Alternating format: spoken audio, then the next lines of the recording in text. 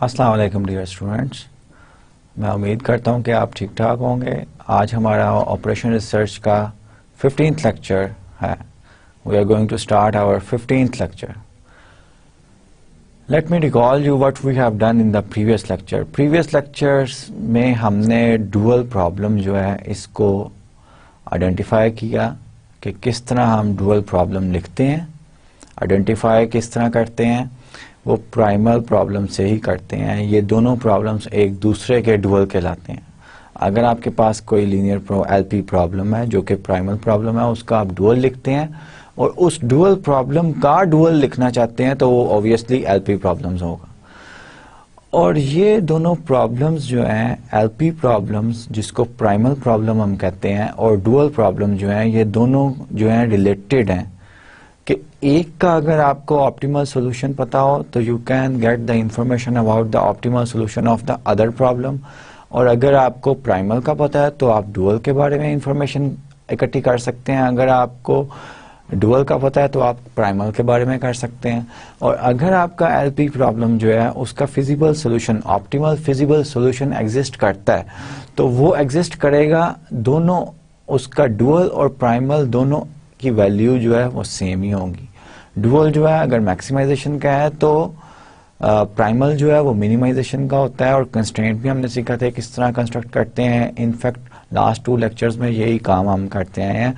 और simplex method का computations जो हैं वो अगर आपको इन्वर्स मैट्रिक्स दिया गया हो सिंप्लेक्स टेबलू का एट एनी इटरेशंस, तो आप कैलकुलेट कर सकते हैं हर वेरिएबल, हर डिसीजन वेरिएबल या स्लैक और सरप्लस वेरिएबल और आर्टिफिशियल वेरिएबल, हर वेरिएबल्स के कॉलम्स भी एट दैट इटरेशन निकाल सकते हैं और जी इक्वेशन भी निकाल सकते हैं। The coefficients of the G equations of your variables, ये भी आप निकाल सकते हैं। ये हमने स्टडी की है लास्ट 2 लेक्चर्स में।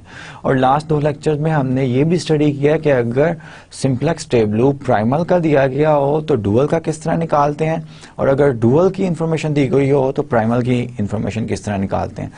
क्या एक क्वेश्चन अराइज होता है, क्या सिर्फ एक ही सिंप्लेक्स मेथड है एलपी प्रॉब्लम्स को सॉल्व करने के लिए? The answer is no. आज हमने एक और एल्गोरिथम जो है वो स्टडी करना है, what we call that dual simplex method. अब जो पहले हमने सिंप्लेक्स मेथड किया था उसको नॉर्मली हम कहते हैं प्राइमल सिंप्लेक्स मेथड। तो आज हम एक और सिंप्लेक्स मेथड स्टडी करने जा रहे हैं जो कि डुअल सिंप्लेक्स मेथड है, और ये इंस्पायर भी डुअल प्रॉब्लम से ही है।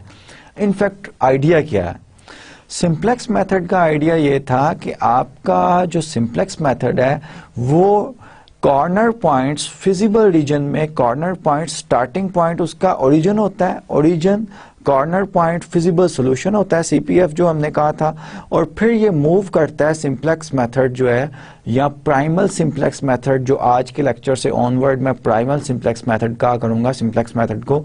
तो वो ओरिजिन से मूव करता है कि किस डायरेक्शन में ऑब्जेक्टिव फंक्शन जो है बेटर वैल्यू देता है। जिस डायरेक्शन में ऑब्जेक्टिव फंक्शन की बेटर वैल्यू आ रही होती है उस एज के अलोंग मूव करता है और कॉर्नर पॉइंट पे चला जाता है, न्यू कॉर्नर पॉइंट पे। फिर वो न्यू कॉर्नर पॉइंट पे देखता है कि किस एज पे जो है कौन सा corner point which are adjacent to that new corner point वो बेटर वैल्यू दे रहे हैं ऑब्जेक्टिव फंक्शन की। इस तरह ये मूव करता जाता है और अल्टीमेटली ये optimal solution, optimal corner point जो है उस तक पहुंच जाता है सिंप्लेक्स मेथड। और इनफिजिबल कॉर्नर पॉइंट्स जो हैं इनको तो ये कंसीडर ही नहीं करता। सिंप्लेक्स मेथड की ब्यूटी यही है। और सिंप्लेक्स मेथड जो है और primal simplex method from today's lecture and onward, ये हमने बड़ी अच्छी तरह डिटेल में स्टडी की है। नॉट ओनली प्राइमल, उसका सेंसिटिविटी एनालिसिस करना भी सीखा है और डिफरेंट टेक्निक्स भी सीखी हैं। आज डुअल सिंप्लेक्स मेथड जो है वो हमने स्टडी करना है। और मैंने आपको ये बताया था लास्ट लेक्चर में कि अगर आपके पास प्राइमल प्रॉब्लम है और उसका आपने डुअल प्रॉब्लम लिखा हुआ है, प्राइमल अगर लेट सपोज कि मैक्सिमाइजेशन का प्रॉब्लम है और डुअल आपका मिनिमाइजेशन का प्रॉब्लम है, तो मैक्सिमाइजेशन और minimise and if your LP problem has an optimal feasible solution, तो मिनिमाइजेशन और मैक्सिमाइजेशन प्रॉब्लम का सॉल्यूशन जो है वो मीट करता है at the optimal feasible solution. ठीक है। अब इनफैक्ट डुअल सिंप्लेक्स मेथड यही करेगा जो कि डुअल प्रॉब्लम करता है। डुअल प्रॉब्लम क्या करता है कि हमारे पास ऑप्टिमल सॉल्यूशन तो होता है लेकिन वो इनफिजिबल होता है। So we move towards the feasible optimal point. ठीक है, सिंप्लेक्स मेथड क्या करता था कि हमारे पास फिजिबल सॉल्यूशन होता था तो हम ऑप्टिमल की तरफ मूव करते थे। अब हमारे पास क्या है, डुअल सिंप्लेक्स मेथड का आइडिया क्या है, we have an infeasible better than optimal solution and we move towards the optimal solution which is feasible।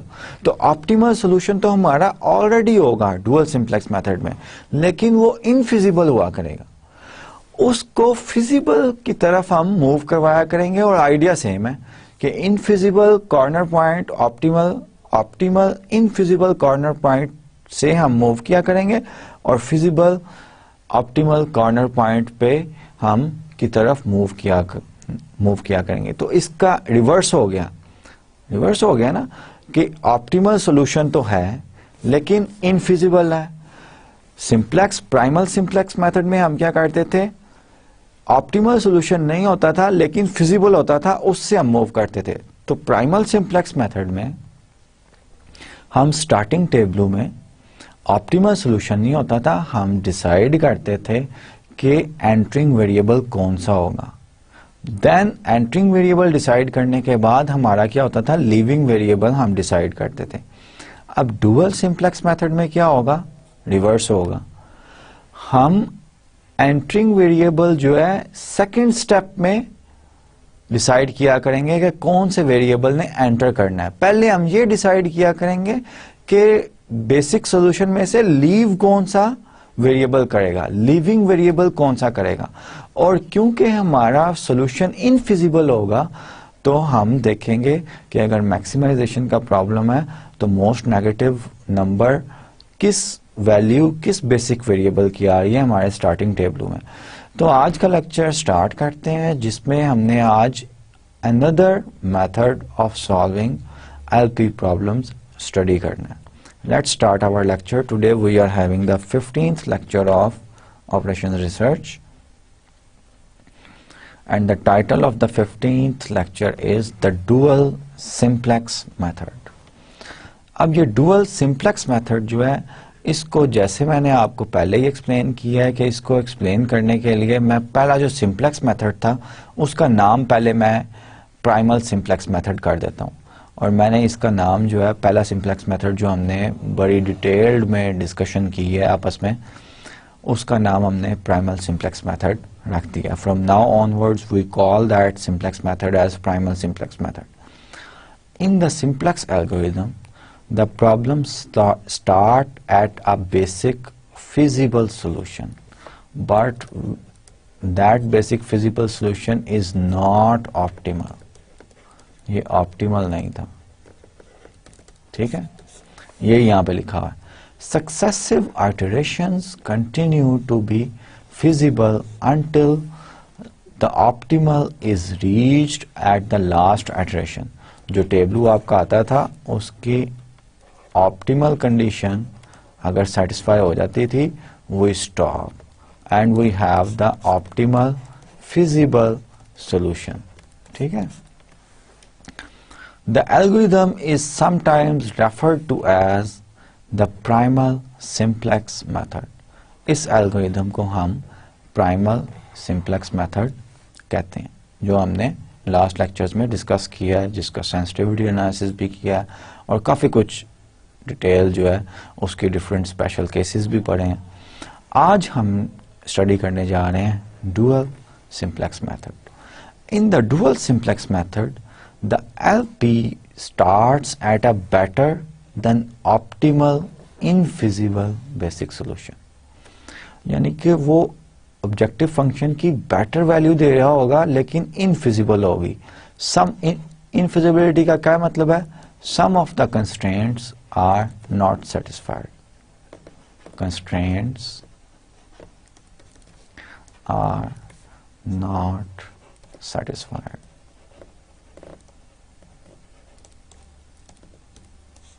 ठीक है, तो प्राइमल सिंप्लेक्स मेथड में सक्सेसिव आइटरेशंस जो थी वो फिजिबिलिटी को मेंटेन रखते हुए ऑप्टिमैलिटी की तरफ जाती थी। डुअल सिंप्लेक्स मेथड में सक्सेसिव इटरेशंस जो हैं वो इनफिजिबिलिटी को खत्म करेंगी, इन अदर वर्ड्स ऑप्टिमैलिटी को रिटेन करते हुए फिजिबिलिटी की तरफ मूव करेंगी। Successive iteration remain infeasible and better than optimal until feasibility is restored at the last iteration.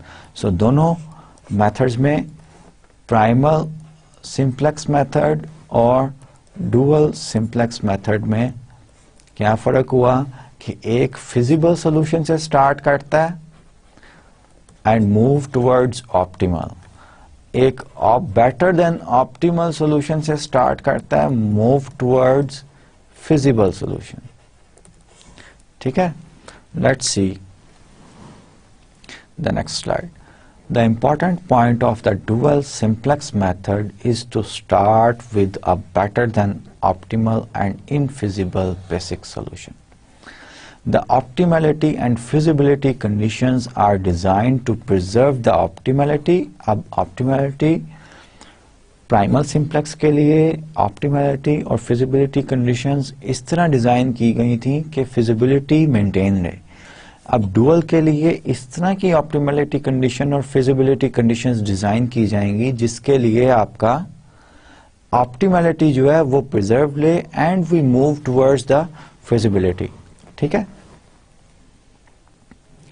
Dual feasibility condition. The leaving variable, जैसे मैंने आपको पहले बता दिया है कि डुअल सिंप्लेक्स मेथड में first we will decide the leaving variable, then we will decide the entering variable.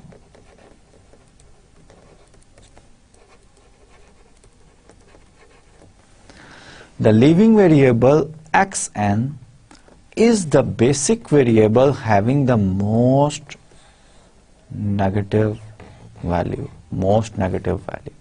Ties are broken arbitrarily.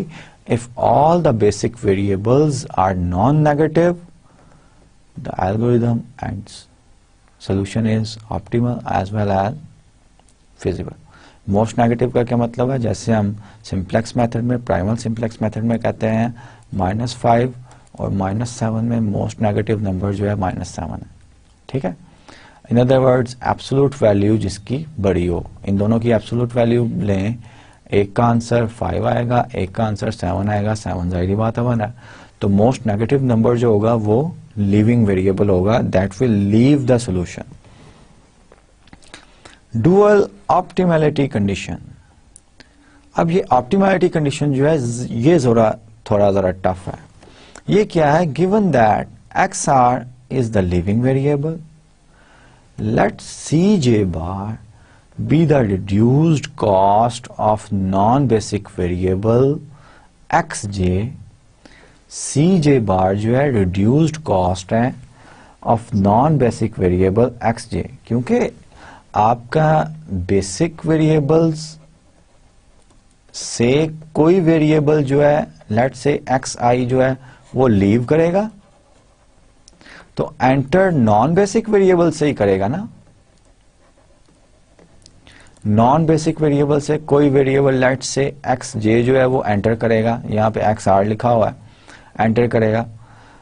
ठीक है, तो गिवन दैट एक्स आर जो है वो आपका लिविंग वेरिएबल हो, तो let C j be the reduced cost of non basic variable x j and alpha r j the constraint coefficients in the x r row and x j column. अब reduced cost जो है सी जे bar जो है ये तो हमें objective function से ही पता चलेगी। अभी हम देखते हैं कि कहां से पता चलेगी। ठीक है, जो लिविंग वेरिएबल आपका है उसकी रो में और नॉन बेसिक वेरिएबल जितने भी हैं एक्स जे, उनके कॉलम्स में मैं जो रिड्यूस्ड कॉस्ट है नॉन बेसिक वेरिएबल्स उनको मैं कलेक्ट करूंगा। सबसे पहले ये इंफॉर्मेशन लूंगा। The entering variable is the non basic variable with alpha r J negative. और अल्फा आर जे क्या है कि जो लिविंग वेरिएबल मैंने लिया है उसमें वो एक रो के कोरस्पॉन्ड होगा, उस रो में मैं नॉन बेसिक वेरिएबल्स की एंट्रीज देखूंगा, वो अल्फा आर जे वो एंट्रीज हैं। ठीक है, सपोज कि आपका x2 जो है वो लिविंग वेरिएबल है, ठीक है, और x1, x2, x3, x4 ये आपके बेसिक वेरिएबल थे। तो x2 की रो में मैं देखूंगा इन सब के कोफिशिएंट क्या है। x1 का कोफिशिएंट लेट से -1 है, x2 का कोफिशिएंट लेट से 1 है, x3 का कोफिशिएंट लेट से -2 है, x4 का कोफिशिएंट लेट से 0 है।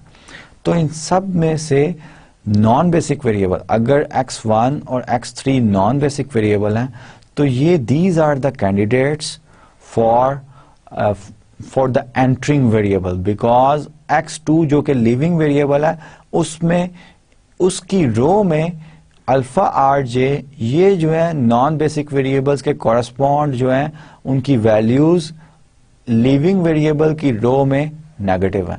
तो ये कंडीशन बड़ी इंपॉर्टेंट है दैट, और इन दोनों में से कौन सा होगा entering variable, that will be decided by this formula, which is the minimum of non-basic variable xj where cj dash is the reduced cost over alpha rj और इसकी absolute value, and I will calculate this only for alpha rj where in the row of living variable the non-basic variables have negative values. For example अगर ये सारे non basic variable हों तो मैं x1 और x2 के लिए सिर्फ ये रेशियो जो है कैलकुलेट करूंगा, और cj जो है रिड्यूस्ड कॉस्ट मुझे x1 और x2 की चाहिए होगी for deciding the entering variable. तो डुअल सिंप्लेक्स मेथड में हम लिविंग वेरिएबल पहले सेलेक्ट करते हैं, then we go for the entering variable. ठीक है, if alpha rj greater than 0 for all non-basic variables xj the problem has no feasible solution। अब ये भी तो पॉसिबल है कि ये लिविंग वेरिएबल था x2, x1 का भी कोफिशिएंट +1 है, x2 का भी कोफिशिएंट 1 है, x3 का भी कोफिशिएंट 1 है, x4 का कोफिशिएंट 0 है, और all these x1, x2, x3, x4 जो है ये क्या है, बेसिक वेरिएबल्स हैं। तो आपका जो है if there is no value in the living variable row corresponding to the non-basic variables which has negative values, all have the positive values, then there is no feasible solution of the LP problem। LP problem का कोई feasible solution exist नहीं करता। ठीक है, तो ये हमने feasibility condition जो कि लिविंग वेरिएबल डिसाइड करेगा, और ऑप्टिमैलिटी कंडीशन जो कि एंटरिंग वेरिएबल डिसाइड करेगा for the dual simplex method जो है वो मैंने एक्सप्लेन कर दिया आपको। अब पर्टिकुलर एग्जांपल्स के लिए हम देखेंगे, तभी आपको अच्छी तरह अंडरस्टैंड और फॉलो कर सकेंगे आप आइडिया को। To start the LP problem and infeasible, optimal and infeasible two requirements must be met. जैसे सिंप्लेक्स मेथड की भी, प्राइमल सिंप्लेक्स मेथड की भी रिक्वायरमेंट्स थी ना, उसकी क्या रिक्वायरमेंट्स थी आपको याद है? उसकी रिक्वायरमेंट ये थी कि राइट हैंड साइड आपका पॉजिटिव नंबर हो और all variables are non negative हो। ठीक है, राइट हैंड साइड भी पॉजिटिव होनी चाहिए। इसी तरह डुअल सिंप्लेक्स मेथड की भी कुछ कंडीशंस हैं, वो कंडीशंस हम सबसे पहले फुलफिल किया करेंगे। जैसे प्राइमल सिंप्लेक्स की भी कुछ कंडीशंस थी, दो तो मैंने आपको बता दी हैं। फिर origin as a basic feasible CPF हो, कॉर्नर पॉइंट फिजिबल सोल्यूशन हो।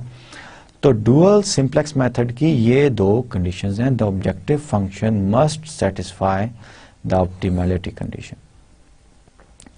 ऑब्जेक्टिव फंक्शन को ऑप्टिमैलिटी कंडीशन सेटिस्फाई करना चाहिए। फॉर एग्जांपल मैक्सिमाइज का प्रॉब्लम है, z equals 3x1 plus 4x2 इस तरह का ऑब्जेक्टिव फंक्शन नहीं हो सकता, क्योंकि z की इक्वेशन में जब टेबल हम लिखेंगे z की इक्वेशन में -3x1 -4x2 इक्वल 0 होगा। अब ये मैक्सिमम करना है तो z जब टेबल में कंस्ट्रक्ट करूंगा 0 में x1 के कोरस्पॉन्ड कोफिशिएंट क्या होगा -3, x2 का कोफिशिएंट क्या होगा -4। ये तो मुझे कह रहा है कि अगर मैक्सिमाइजेशन प्रॉब्लम है तो मोस्ट नेगेटिव नंबर जो है वो इंक्रीज कर सकता है मेरे ऑब्जेक्टिव फंक्शन को, तो ऑब्जेक्टिव फंक्शन इस तरह का नहीं होगा।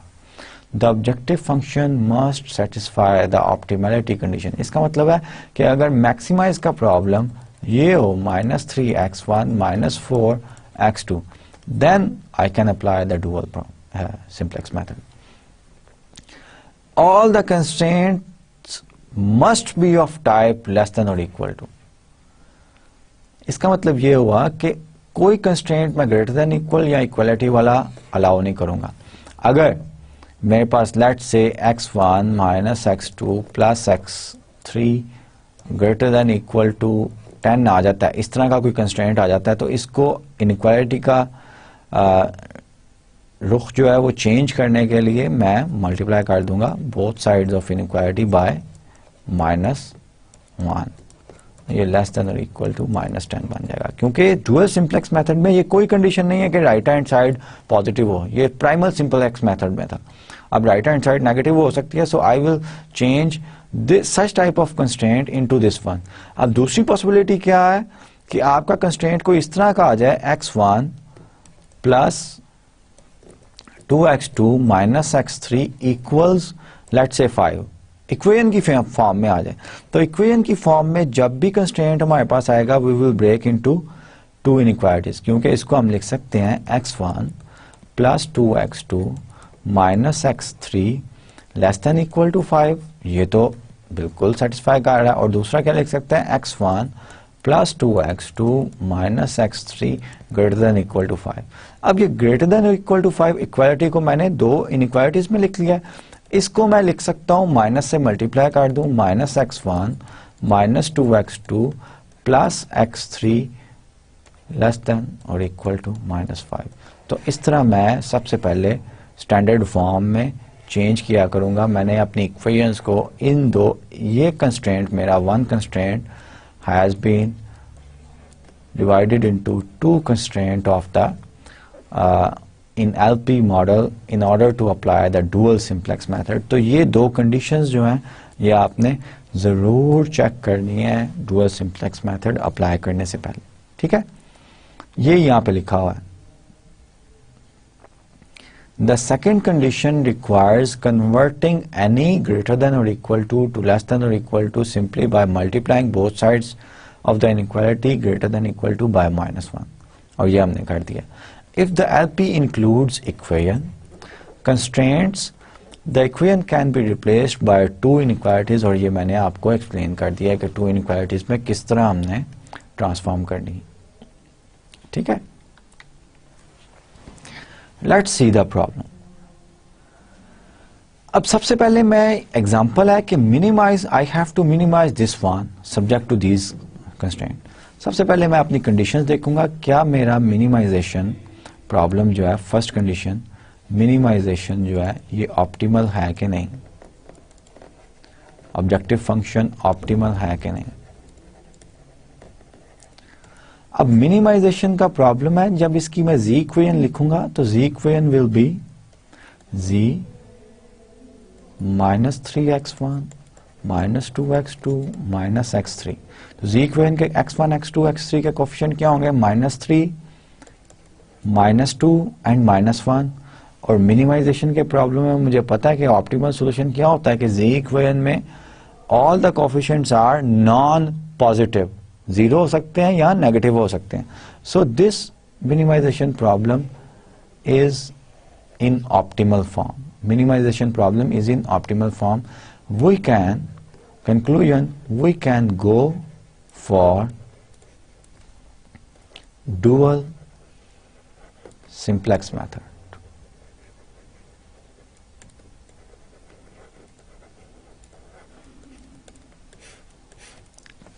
ठीक है। अब मुझे कंस्ट्रेंट, दूसरी कंडीशन क्या थी, all the constraints should be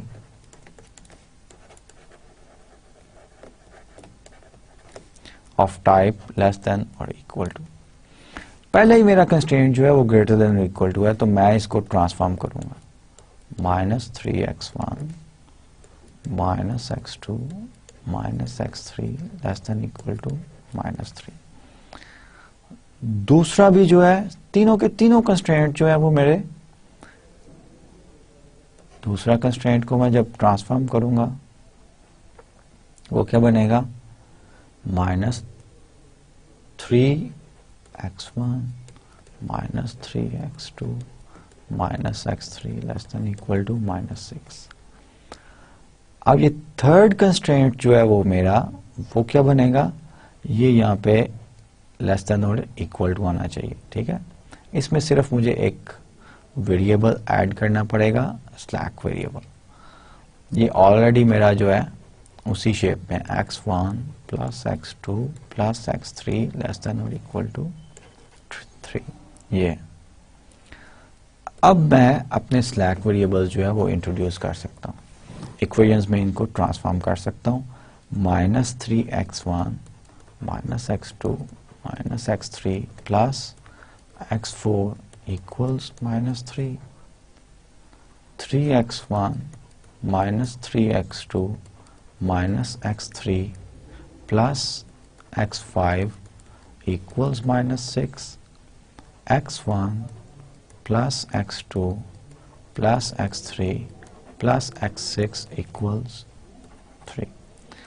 Now my starting table with this equation 1, 2 and 3, 4, I can write my starting table. मेरे पास 3 कंस्ट्रेंट इक्वेशन है, 6 वेरिएबल्स हैं और बेसिक वेरिएबल स्लैक वेरिएबल क्या बनेंगे, x4 equals -3, x5 equals -6, x6 equals 3। और ये तो same ही है, सेम ही प्रोसीजर है बेसिक वेरिएबल ऑब्टेन करने का।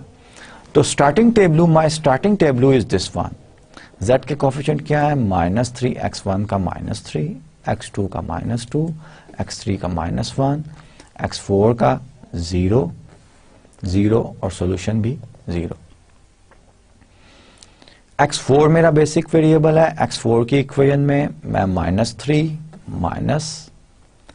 -2 -1, ठीक है, यहां पे 2 होगा, -2 -1 1 0 0 एंड इक्वल्स -3, 3 -3 3 -3 एंड -1 x3 का, x4 है ही नहीं इसमें 0, x5 1 है और x6 भी नहीं है 0 इक्वल्स -6, 1 1 1 0, x4 नहीं है फोर्थ इक्वेशन में, x5 नहीं है 0 1। अब ये याद रखिएगा कि ये सिंप्लेक्स, प्राइमल सिंप्लेक्स मेथड में किसी भी आइटरेशन में ये आइडेंटिटी के अलावा फर्स्ट आइटरेशन पे ये जो मैट्रिक्स होता है इसको इन्वर्स मैट्रिक्स हम कहते थे, ठीक है ना। और हमने ये बड़ा इंपॉर्टेंट जो था मैट्रिक्स था, इन्वर्स मैट्रिक्स। अब हम चेक करते हैं कि सॉल्यूशन ऑप्टिमल है कि नहीं। ऑप्टिमल के लिए चेक करेंगे सॉल्यूशन को, ऑप्टिमैलिटी कंडीशन। मिनिमाइजेशन प्रॉब्लम है तो जी इक्वेशन में तमाम कोफिशिएंट्स जो हैं वो क्या होने चाहिए, नॉन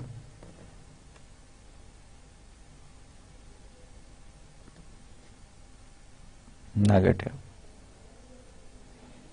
यानी कि पॉजिटिव होने चाहिए।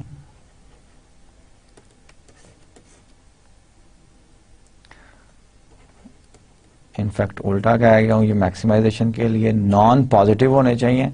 अब आप देखें कि सारे जो हैं कोफिशिएंट्स वो 0 हैं या नेगेटिव हैं, नॉन पॉजिटिव जिन्हें हम कहते हैं। मैक्सिमाइजेशन के लिए नॉन नेगेटिव होने चाहिए, ठीक है। तो our solution is optimal, we have optimal solution. और ये सेंस भी बना रहा है क्योंकि मिनिमाइजेशन का प्रॉब्लम है और सॉल्यूशन क्या आ रहा है, जीरो। जीरो इज किसी भी कॉस्ट को मिनिमाइज कर करके हम जीरो पे ही ला सकते हैं ना, जीरो से नीचे तो नहीं जा सकते फिजिकल वर्ल्ड में, ठीक है। अब बेसिक सोल्यूशन क्या है, x4 equals -3, x5 equals -6, x6 equals 3। ये इनफिजिबल सोल्यूशन है। ऑप्टिमैलिटी टेस्ट पास कर गया, फिजिबिलिटी टेस्ट जो है वो फेल कर गया सोल्यूशन। फिजिबिलिटी टेस्ट नो, क्योंकि -3 और -6 बेसिक वेरिएबल्स के कोफिशिएंट आ रहे हैं और बेसिक वेरिएबल्स के जी इक्वेशन में कोफिशिएंट जो है वो 0 0 है। ये भी प्राइमल में मैंने आपको बहुत बार रिपीट भी करवाया और कहा है कि हमेशा ये चेक करना, अदरवाइज आपका टेबलू जो है, स्टार्टिंग टेबलू जो है वो कंसिस्टेंट नहीं है। अब मैं डुअल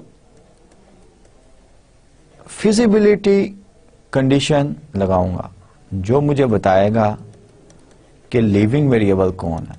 वो हमने क्या डिसाइड किया था पिछले स्लाइड्स की डिस्कशन में कि मोस्ट नेगेटिव नंबर। अब मोस्ट नेगेटिव नंबर जो है इन तीनों में से, बेसिक वेरिएबल्स में से मोस्ट नेगेटिव नंबर 6 बन रहा है। इसका मतलब है कि x5 will leave the solution, ठीक है। और रिड्यूस्ड कॉस्ट ईच वेरिएबल की जो कि z के कोफिशिएंट है वो है, C1 बार क्या है -3, C2 बार क्या है -2, C3 बार -1, C4 0, C5 0, C6 0, ठीक है। इट आल्सो, ये सॉल्यूशन जो है ऑप्टिमल है, हमने देख लिया, लेकिन इनफिजिबल है। At least one of the basic variable has negative value. यहां पे तो 2 बेसिक वेरिएबल्स जो हैं उनकी नेगेटिव वैल्यू आ रही है, ये बेसिक वेरिएबल्स की लिखी हुई है। सो फिजिबिलिटी, डुअल फिजिबिलिटी कंडीशन लगाई, x5 will leave the solution. अब मुझे डिसाइड करना है कि नॉन बेसिक वेरिएबल्स कौन कौन से हैं, x1, x2, x3। इनमें से कौन सा वेरिएबल जो है वो एंटर करेगा। इन अदर वर्ड्स, मुझे ऑप्टिमैलिटी, डुअल ऑप्टिमैलिटी जो है वो कंडीशन मैंने अप्लाई करनी है, डुअल ऑप्टिमैलिटी कंडीशन। उसके लिए मैंने क्या डिसाइड किया था, क्या आपको बताया था कि लिविंग वेरिएबल जो है x5 is my leaving variable,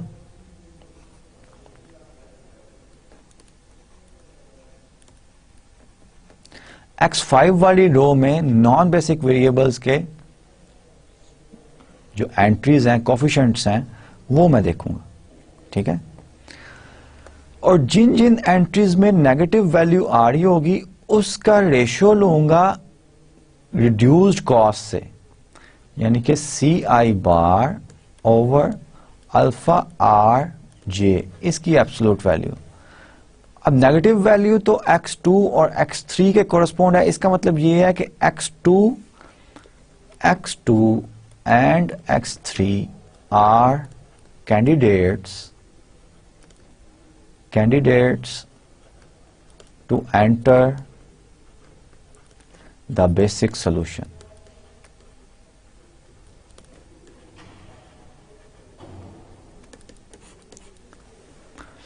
अब x2 और x3 में से कौन सा जाएगा उसके लिए मैं रेशियो कैलकुलेट करूंगा, ठीक है। और यही मैंने आगे रेस्ट ऑफ द स्लाइड में किया हुआ है। डुअल फिजिबिलिटी कंडीशन क्या है, according to the dual feasibility condition x5 minus 6 is the living variable. The next table shows how the dual optimality condition is used to determine the entering variable. अब इस table में non basic variable मैंने j equals 1, j equals 2, j equals 3, x equals 1, x2, x3 non basic variable identify किए हुए हैं। z रो में जो कि रिड्यूस्ड कॉस्ट शो कर रही है वो भी लिखा हुआ है। z रो के कोफिशिएंट क्या है, x5 जो कि लिविंग वेरिएबल है उस रो में इसके कोफिशिएंट्स क्या है, ये भी मैंने देखा हुआ है, और रेशो जो है वो भी कैलकुलेट की हुई है। अब मैंने सिर्फ उन नॉन बेसिक वेरिएबल्स की रेशियो कंसिडर करनी है जिनके लिए लिविंग वेरिएबल रो में कोफिशिएंट्स जो है वो नेगेटिव है। इसके लिए मैं x1 जो है वो कंसिडर नहीं कर सकता, ठीक है। तो रेशियो की एब्सोल्यूट वैल्यू में cj-2 divided by alpha 5j, x2 के लिए 2/3 आ रही है, x3 के लिए 1 आ रही है। जो स्मॉलेस्ट रेशियो होगी, क्योंकि यही था ना मिनिमम ऑफ दिस था, नॉन बेसिक xj cj बार ओवर अल्फा ij नेगेटिव हो, इनमें से मिनिमम मैंने लेना। अब इसमें से 1 छोटा है कि 2/3, ऑफ कोर्स 2/3 जो है वो स्मॉलर है, 1 जो है वो बड़ा है। So my entering variable which will enter the basic solution, that variable is x2। जब यहां तक डिफरेंस है, आगे हमने वो ही डिसाइड करना, वो जो गॉस जॉर्डन एलिमिनेशन मेथड के कॉरस्पॉन्ड रो ऑपरेशंस हम करते थे। अब मेरा एंटरिंग वेरिएबल जो है वो x2 डिसाइड हो चुका है, लिविंग वेरिएबल x5 है, my pivot element is this one, जहां पे ये क्रॉस कर रहे हैं x2। The ratio shows that x1 is the entering variable, x2 in fact यहाँ पे होगा, x2 is the entering variable. Notice that non-basic variable xj is a candidate for entering the basic solution only if alpha rj is strictly negative. This is the reason that I have excluded x1 for being the entering variable. ठीक है,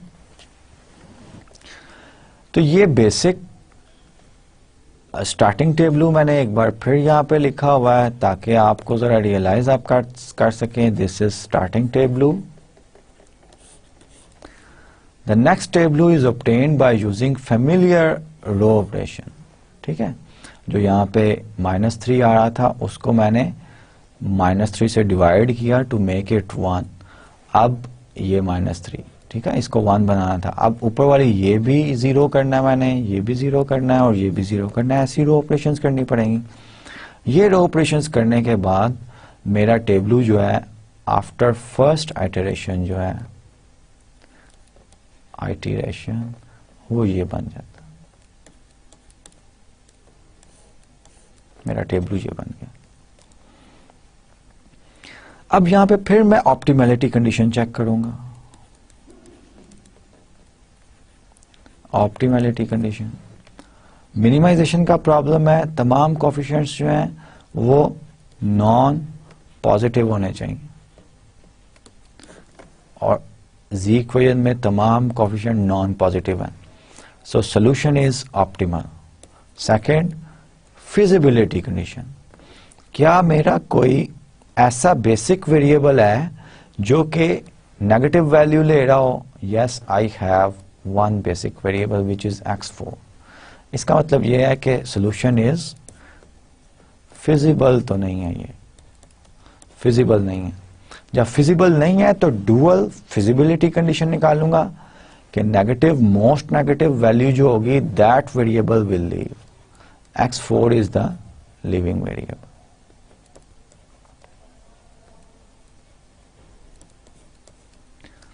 अब x4 अगर मेरा living variable है तो मैंने decide करना है कि मेरा एंटरिंग वेरिएबल कौन सा है। Entering variable non basic variables में हो सकता है, यानी कि x1 से हो सकता है, x3 से हो सकता है और x5 में से हो सकता है। तो मैं x4 वाली रो देखूंगा कि नेगेटिव वैल्यूज किन किन की हैं, वो कैंडिडेट होंगे। x4 में नेगेटिव वैल्यू x1 की भी है, x3 की भी है और x5 की भी है। फिर मैं कॉस्ट से रेशियो लूंगा और एब्सोल्यूट वैल्यू मिनिमम देखूंगा कि एब्सोल्यूट रेशियो मिनिमम जो है वो क्या बन रही है। वो मैंने यहाँ पे एक रो बनाई हुई है 5/4 सी जे बार ये बन रहा है 5/4 बन रही है रेशियो x1 के कोरस्पॉन्ड। इसको तो मैं कंसिडर नहीं करूंगा क्योंकि ये बेसिक वेरिएबल ऑलरेडी है।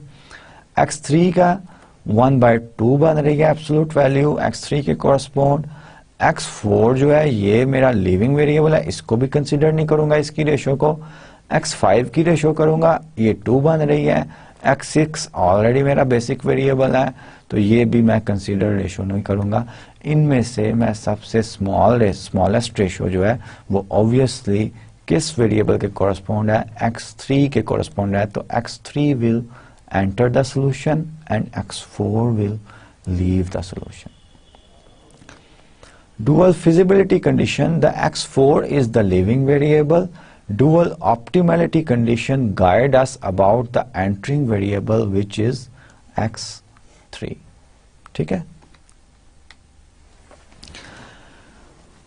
अब ये पिछले ही टेबल है जिसमें हमने डिसाइड कर लिया हुआ है कि x3 जो है ये एंटर करेगा और x4 जो है ये लीव करेगा सॉल्यूशन। तो पिवट एलिमेंट कौन सा बन रहा है, ये पिवट एलिमेंट बन रहा है। I have to make it 1। तो x2 यहां पे मैं लिख दूंगा टेबलू में, न्यू टेबलू में, और पूरी इस रो को मल्टीप्लाई कर दूंगा -3/2 से। जब पूरी इस रो को -3/2 से मल्टीप्लाई करूंगा तो ये मेरा 6 बन जाएगा। x3 यहाँ पे एंटर हो चुका होगा, ये 0 ही रहेगा, ये 1 बन जाएगा, ये -3/2 बन जाएगा, ये 1/2, ये 0, और यहाँ पे मेरा -3/2। इनफैक्ट यहाँ पे -3/2 नहीं +3/2 क्योंकि -1 तो ऑलरेडी था तो +3/2 बन जाएगा। अब ये मेरा पिवट एलिमेंट बन चुका होगा और इसके नीचे तमाम एंट्रीज, ऊपर तमाम एंट्रीज, इनको मैंने क्या करना होगा, 0 बनाना होगा। इनको मैं 0 बना देता हूं। I will do the row operations. वो रो ऑपरेशंस जो हैं आपको पता है कि कौन से हैं। फॉर एग्जांपल ये रो जो है ऊपर 1/3 0 प्लस 1/3 ये x3 रो करूंगा, 1/3 है तो ये -1/3 plus 1/3 it will make it 0। For example इसको मैंने 0 करना है तो मैं x2 रो में से सब्ट्रैक्ट करूंगा 1/3 टाइम्स x3 रो। ठीक है, that will make this entry as 0। और similarly you can do the computations. ये कैलकुलेशन है, ये आप कर सकते हैं। और ओवर के प्रॉब्लम्स में प्लीज कैलकुलेशंस बड़ी केयरफुली आपने करनी है। अगर कैलकुलेशन मिस्टेक आ गई ऑफ कोर्स आपका ऑप्टिमल सॉल्यूशन जो है वो ठीक नहीं आएगा, which is the objective of this course of OR। अब ये प्लस हो चुका होगा। अब मैं सबसे पहले क्या करूंगा, ऑप्टिमैलिटी कंडीशन चेक करूंगा कि ऑप्टिमैलिटी कंडीशन मेरा सॉल्यूशन ऑप्टिमल है कि नहीं। जी इक्वेशन में मिनिमाइजेशन का प्रॉब्लम है। All the coefficient should be non positive. Negative है, 0 है, 0 है, negative, negative, 0, negative. So solution is optimal.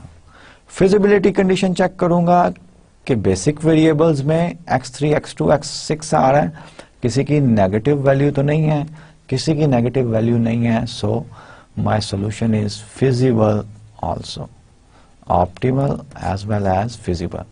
Or this solution suggests that x3 equals 3/2, x2 equals 3/2 and x6 equals 0 and z equals -9/2. In fact -9/2 नहीं होगा, ये भी +9/2 होगा। ठीक है, ये टाइपिंग मिस्टेक है। Now how the dual simplex works, in all the iterations optimality is maintained, all reduced costs are less than 0. Idea क्या है ये मैंने आपको पहले ही एक्सप्लेन कर दिया है। At the same time each new iteration moves the solution towards feasibility. At iteration 3 feasibility is restored for the maximum time and the process ends with the optimal feasible solution which is this one. x1 basic variable में नहीं है तो वो zero coefficient उसका होगा, non basic variable है. x2 equals 3/2, x3 equals 3/2 and z equals 9/2. ठीक है. Let me tell you the summary of dual simplex method. अब डुअल सिंप्लेक्स मेथड का इनिशियलाइजेशन है. इनिशियलाइजेशन के लिए दो स्टेप्स थे. पहला स्टेप क्या था कि आपका ऑब्जेक्टिव फंक्शन जो है, ऑब्जेक्टिव फंक्शन ऑप्टिमैलिटी कंडीशन जो है वो सेटिस्फाई करता हो. Objective function satisfies optimality condition. ये अगर नहीं है तो आप डुअल सिंप्लेक्स मेथड अप्लाई नहीं कर सकते. इनिशियलाइजेशन आफ्टर कन्वर्टिंग, और सेकंड स्टेप क्या था कि all the constraints should be less than और equal. After converting any functional constraint in this form to this form, introduce slack variables as needed to construct a set of equations describing the problem. ठीक है. Find a basic solution such that the coefficients in 0 are 0 for basic variables. ये तो शुरू से ये primal simplex method में भी यही ट्रिक था. And non-negative for non-basic variable. और नॉन बेसिक वेरिएबल्स के लिए नॉन नेगेटिव कोफिशिएंट्स हों. ठीक है. नॉन नेगेटिव का क्या मतलब है कि मैक्सिमाइजेशन का प्रॉब्लम है तो पॉजिटिव हो. जेड इक्वेशन में, टेबल में. So the solution is optimal if it is feasible. Go to the feasibility test. Feasibility test क्या है? Check to see whether all the basic variables are non-negative. Non-negative होंगे तो वहीं पे stop हम कर देंगे क्योंकि सोल्यूशन हमारा ऑप्टिमल भी है और फिजिबल भी है. लेकिन अगर एक भी वेरिएबल नेगेटिव आ गया, बेसिक वेरिएबल की वैल्यू नेगेटिव आ गया, इसका मतलब है कि हमारा सोल्यूशन इनफिजिबल है. इनफिजिबल अगर होगा तो हम नेक्स्ट स्टेप की तरफ जाएंगे जो कि ऑप्टिमैलिटी टेस्ट से हमें एंटरिंग वेरिएबल बताएगा. डुअल ऑप्टिमैलिटी टेस्ट से हमें एंटरिंग वेरिएबल बताएगा. Select the leaving variable by ratio test, और वो क्या था कि ratio c J bar the reduced cost of each non basic variable divided by alpha r j. ये एक्स आर जो लिविंग वेरिएबल है उसमें नॉन बेसिक वेरिएबल्स के कोफिशिएंट हैं. इसका एब्सोल्यूट वैल्यू ले लें and minimum of this one over the non basic variables x जे. ये जो मिनिमम रेशियो होगी एब्सोल्यूट वैल्यू, उसको हम कंडीशन करेंगे, एंटरिंग वेरिएबल डिसाइड करेंगे. और एक और बड़ी इंटरेस्टिंग कंडीशन है कि अल्फा आर जे जो है, जिस वेरिएबल जो वेरिएबल लीव कर रहा है बेसिक सॉल्यूशन में, उसकी रो में नॉन बेसिक वेरिएबल, ये रेशियो सिर्फ उनकी कैलकुलेट करेंगे जिन नॉन बेसिक वेरिएबल्स का कोफिशिएंट नेगेटिव है.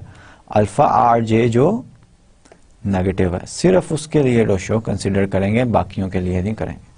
एंड दिस इंश्योर्स के आपका जो है you are moving towards the feasibility. ये कंडीशन इनफैक्ट डिजाइन ही इस तरह की गई है कि डुअल सिंप्लेक्स मेथड का जो आइडिया है ये उसके अकॉर्डिंगली डिजाइन की गई है. उसका आइडिया क्या है, जो कि मैंने आपको स्टार्ट ऑफ द लेक्चर में भी बताया था कि आप ऑप्टिमल सॉल्यूशन बट इनफिजिबल से कॉर्नर पॉइंट से स्टार्ट करते हैं और आप फिजिबिलिटी की तरफ बढ़ते हैं. यानी कि आप next solution, next corner point की तरफ जाते हैं जो कि फिजिबल हो जाए. क्योंकि एक कॉर्नर पॉइंट आ रहा है उसमें बेसिक वेरिएबल्स डिफरेंट होंगे. एक infeasible negative solution, negative value जो है एक बेसिक वेरिएबल की, वो इनफिजिबिलिटी ही शो कर रही है ना. तो आप नेक्स्ट जाएंगे उस कॉर्नर पॉइंट की तरफ जाएंगे जिसमें वो जो है बेसिक सोल्यूशन में हो ही ना, और आप एक ऐसे वेरिएबल को एंटर करवाएंगे जिसका बेसिक सोल्यूशन में सोल्यूशन जो हो वो पॉजिटिव हो, जो कि फिजिबिलिटी कंडीशन सेटिस्फाई कर रहे हो। फिर वहां पे आप देखेंगे कि बेसिक सोल्यूशन में आपके पास नेगेटिव वैल्यू तो नहीं आ रही। बेसिक सोल्यूशन में आफ्टर फर्स्ट इटरेशन अगर नेगेटिव वैल्यू किसी वेरिएबल की है तो वंस अगेन आप जो है रिमूव करेंगे उस वेरिएबल को, ठीक है। So on and so fourth, इसी तरह आप चलते जाएंगे और अल्टीमेटली अगर ऑप्टिमल फिजिबल सॉल्यूशन एग्जिस्ट कर रहा है तो वो सक्सेसिव इटरेशन से आपके पास you will move towards the basic feasible solution, ठीक है। अब ये एक और प्रॉब्लम जो है, ये इनफैक्ट जो हमने प्रॉब्लम कंसिडर की थी विंडोर, WYN विंडोर कंपनी की प्रॉब्लम, जो कि विंडोज बनाती है और डोर्स बनाती है वुड और ग्लास के, उसका प्रॉब्लम है maximize z equals -4y1 -12y2 -18y3 subject to these condition. In fact ये विंडोर कंपनी प्रॉब्लम का जो प्राइमल था, प्राइमल LP प्रॉब्लम था, this problem is the dual of Wyndor company problem जो हमने शुरू के लेक्चर्स में डिस्कस किया था। ये डुअल है। अब ये मैक्सिमाइज का प्रॉब्लम है, हमने सबसे पहले ऑप्टिमैलिटी टेस्ट लगाना है, यही हमने स्टेप पढ़ा। Z इक्वेशन क्या बनेगी, Z + 4y1 + 12y2 + 18y3। Maximise के प्रॉब्लम में इक्वल्स 0। Z इक्वेशन जब टेबल हम फॉर्म करने जाएंगे, हर वैल्यू जो है वो क्या है, नॉन नेगेटिव है। सो the solution is optimal. Second हम क्या चेक करेंगे कि ऑल द कंस्ट्रेंट्स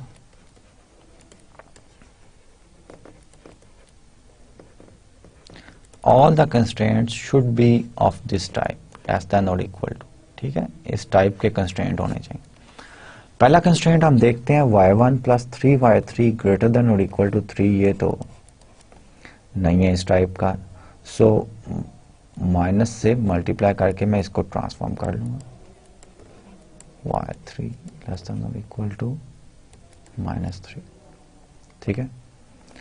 ये भी ग्रेटर देन और इक्वल है तो 2y2 माइनस से मल्टीप्लाई करूंगा -2y3 less than equal to -5, ठीक है। ये मेरे कंस्ट्रेंट जो है ट्रांसफॉर्म हो, ठीक है। अब इनमें मैं स्लैक वेरिएबल इंट्रोड्यूस करूंगा। स्लैक वेरिएबल जब इंट्रोड्यूस करूंगा -y1 -3y3 plus let's say y4 equals -3, और दूसरे में भी -2y2 -2y3 plus y5 equals -5। ये मेरा स्टैंडर्ड फॉर्म में आ गया। तो इसका स्टार्टिंग टेबल अगर मैं लिखूं तो z इक्वेशन ये है। z इक्वेशन में 4, y1 का कोफिशिएंट 4, 12, 18, y3 का कोफिशिएंट y4 और y5 स्लैक वेरिएबल्स हैं। ये my basic variables are y4 equals -3 and y5 equals -5. These are my basic variables. अब बेसिक वेरिएबल्स जो हैं उसका मैं देख रहा हूं कि दोनों नेगेटिव हैं, ठीक है। So the most negative is 5, so y5 will be the leaving variable. ये क्या होगा, लिविंग वेरिएबल होगा मेरा। उसके बाद मैंने क्या करना है कि मैंने रेशियो रो देखनी है। इस रो में जो नॉन बेसिक वेरिएबल्स हैं, नॉन बेसिक वेरिएबल्स कौन से हैं, y1 है, y2 है और y3 है। इन नॉन बेसिक वेरिएबल्स के कोफिशिएंट्स क्या है लिविंग वेरिएबल वाले रो में, जो कि ये स्क्वायर की ये ये वाली रो में, जिसके नेगेटिव होंगे उसकी मैं रेशियो लूंगा उसके कोफिशिएंट कॉरस्पॉन्डिंग कोफिशिएंट जी इक्वेशन में। इसका मतलब है मैं एंटरिंग वेरिएबल के लिए 12 डिवाइडेड बाय -2 इसकी एब्सोल्यूट वैल्यू और 18 डिवाइडेड बाय -2 इनमें से जो मिनिमम होगा वो मेरा नॉन बेसिक वेरिएबल जो है एंटर करेगा सॉल्यूशन में। इनमें से जाहिर बात है कि y2 के कोरस्पॉन्ड जो है वो मिनिमम रेशियो है, यहाँ पे 6 आएगा और यहाँ पे 9 आएगा। 6 जो है जाहिर बात है मिनिमम है। तो y2 will my enter the solution and y5 will leave the solution. Next वो ये है कि पिवट एलिमेंट मेरा ये आ रहा है, इसको मैं 1 बनाऊंगा तो मैं कंप्लीट इक्वेशन को -1/2 से मल्टीप्लाई करूंगा। 1 1 -1/2 5/2 ये मेरे पास आ गया। उसके बाद मैं पिवट के ऊपर तमाम एलिमेंट्स को 0 करूंगा जी इक्वेशन में। ठीक है, पहला तो पहले ही 0 है, y4 के कोरस्पॉन्ड 12 को भी 0 करूंगा। So I will do such a row operation such that 12 becomes 0। तो मेरा फर्स्ट इटरेशन पे टेबल जो है उसकी ये फॉर्म बन जाती है और मेरा z की वैल्यू जो है वो 30 बन जाती है। अब इसमें मैं देखूंगा कि मेरे बेसिक वेरिएबल जो कि y4 और y2 हैं, इनमें किसी की नेगेटिव वैल्यू तो नहीं है। नेगेटिव वैल्यू है, वो जिस बेसिक वेरिएबल के कोरस्पॉन्ड मोस्ट नेगेटिव वैल्यू होगी वो लिविंग वेरिएबल होगा। तो फर्स्ट इटरेशन में मेरा लिविंग वेरिएबल जो है वो y4 होगा। अब मैं देखूंगा कि फर्स्ट इटरेशन में मेरे नॉन बेसिक वेरिएबल्स कौन कौन से हैं। y1 नॉन बेसिक वेरिएबल है, y3 नॉन बेसिक वेरिएबल है। इन दोनों के कोफिशिएंट्स जो है नेगेटिव है y4 वाली रो में, और इसकी रेशियोज मैं कैलकुलेट करूंगा किस तरह, z में जो कोफिशिएंट्स हैं इन नॉन बेसिक वेरिएबल्स के। फॉर एग्जांपल y1 का क्या है 4 डिवाइडेड बाय -1, इसकी एब्सोल्यूट वैल्यू चेक करूंगा। और y3 के कोरस्पॉन्ड क्या है 18 डिवाइडेड बाय -3। सॉरी, ये जो है ये न्यू जी इक्वेशन में लेना है, उसमें 6 है, 6 जो है ये है। ठीक है, न्यू जी इक्वेशन आपकी ये बन गई हुई है, इसमें आपने देखने हैं, हर इटरेशन में देखते हैं जी इक्वेशन, ओरिजिनल नहीं देखते। 6 डिवाइडेड बाय 3, अब ये तो 4 आ रहा है आंसर इसका, और इसका आंसर 2 आ रहा है। ऑफ कोर्स स्मॉलेस्ट मिनिमम जो है वो कॉरस्पॉन्ड टू y3 है। तो फर्स्ट इटरेशन में y3 एंटर करेगा और y4 लीव करेगा, और मेरा पिवट एलिमेंट ये बनेगा। इस पिवट एलिमेंट को मैंने 1 करना है, मैं -1/3 से मल्टीप्लाई कर दूंगा कंप्लीट रो को, और मैं 6 को और ये 1 जो है इसको 0 करूंगा। Ultimately at the second iteration I will have this table जिसमें मेरे z के कोफिशिएंट जो हैं वो ये हैं, 0 ये है, y3 और y2 जो हैं ये बेसिक वेरिएबल्स हैं, बेसिक सॉल्यूशन फॉर्म कर रहे हैं। बेसिक सॉल्यूशन को मैं देखूंगा कि वैल्यू पॉजिटिव है या नेगेटिव है। दोनों की वैल्यूज, y3 की वैल्यू क्या आ रही है 1, y2 की वैल्यू क्या आ रही है 3/2, दोनों की पॉजिटिव वैल्यू है। और ऑप्टिमलिटी कंडीशन भी मैं चेक करूंगा कि z में नॉन नेगेटिव कोफिशिएंट्स ही हैं, क्योंकि मैक्सिमाइज का प्रॉब्लम है, नॉन नेगेटिव कोफिशिएंट्स ही हैं सब वेरिएबल्स के। यस, 0 है या पॉजिटिव है, तो नॉन नेगेटिव है। ठीक है, तो मेरा जो है सॉल्यूशन नॉट ओनली ऑप्टिमल भी है बट फिजिबल भी है। ठीक है, so this is how we apply the dual simplex method. We are almost at the end of our lecture, और जैसे आपको पता है कि एंड ऑफ द लेक्चर में मैं आपको कोई प्रैक्टिस प्रॉब्लम भी देता हूं, और सम ऑफ द प्रैक्टिस प्रॉब्लम में I have choose 2 different questions. पहला क्वेश्चन ये है, generate the dual simplex iterations for the following problems and trace the path of the algorithm on the graphical solution. अब ये 2/2 है, मिनिमाइज कर रहा है, z स्टैंडर्ड फॉर्म में है z को मैं लिख सकता हूं -5x1 -6x2 = 0। मिनिमाइज में कोफिशिएंट जो है वो नॉन पॉजिटिव ही होने चाहिए, ये नॉन पॉजिटिव ही हैं। कंस्ट्रेंट को मैं ट्रांसफॉर्म करूंगा -x1 -x2 plus x3 equals -2 और -4x1 -x2 plus x4 equals 4। तो ये मेरा स्टैंडर्ड फॉर्म में एलपी प्रॉब्लम्स जो है ये ट्रांसफॉर्म हो चुका है। ठीक है, अब जब ये स्टैंडर्ड फॉर्म में आ चुका है, डुअल सिंप्लेक्स मेथड की दोनों रिक्वायरमेंट्स जो हैं वो पूरा कर रहा है, उसके बाद मैं स्टार्टिंग टेबल लिखूंगा और of course my basic feasible variables are x3 equals -2 and x4 equals -4।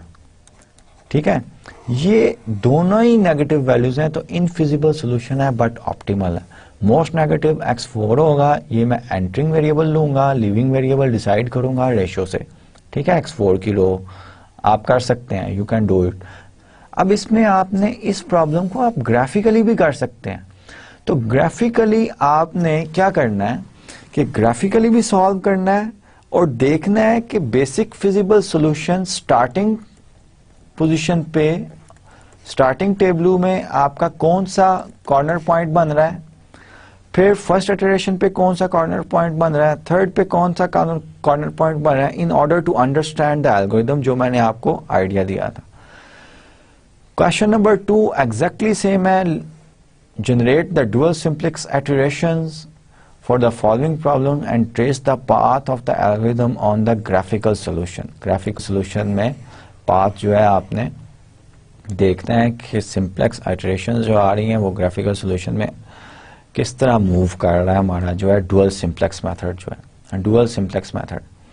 अब इसमें सिर्फ ये डिफरेंस है कि ये एक इक्वेशन है, इसको आप इस तरह x1 plus x2 greater than equal to 2, x1 plus x2 less than equal to 2 को ट्रांसफॉर्म करेंगे। अब इसको भी लेस देन और इक्वल टू में ट्रांसफॉर्म करेंगे तो आपका -x1 minus x2 less than equal to -2 बन जाएगा। तो ये आपके कंस्ट्रेंट बन जाएंगे 1, 2 एंड दिस वन इज 3 और इसको भी माइनस से आपको मल्टीप्लाई करने पड़ेगा and then you can proceed with the dual simplex method what we have learned in this lecture. तो आज के लेक्चर में हमने प्राइमल सिंप्लेक्स मेथड, जो सिंप्लेक्स मेथड लास्ट लेक्चर्स में हम कहते आए हैं, उसको आज के लेक्चर के बाद मैं प्राइमल सिंप्लेक्स मेथड कहूंगा। प्राइमल सिंप्लेक्स मेथड के अलावा एक और डुअल सिंप्लेक्स मेथड जो है वो पढ़ा है, जो कि खास टाइप के एलपी प्रॉब्लम्स को सॉल्व करता है, जिसमें ऑब्जेक्टिव फंक्शन आपका ऑप्टिमलिटी टेस्ट जो है वो सेटिस्फाई कर रहा होता है लेकिन सोल्यूशन आपका फिजिबल नहीं होता। So we move with the optimality, we want to retain the optimality condition of objective function and move towards the feasibility, whereas primal simplex method में क्या होता था कि we have the feasibility, we want to retain the feasibility of the solution and move towards the optimality। so दो reverse veg हैं और dual problems जो है मोस्टली वो डुअल सिंप्लेक्स मेथड से हम करते हैं। We are at the end of our lecture. मैं उम्मीद करता हूँ कि आप OR का कोर्स जो है ये एंजॉय कर रहे होंगे। Till the next lecture, take very good care of yourself and your dear ones and the people around you.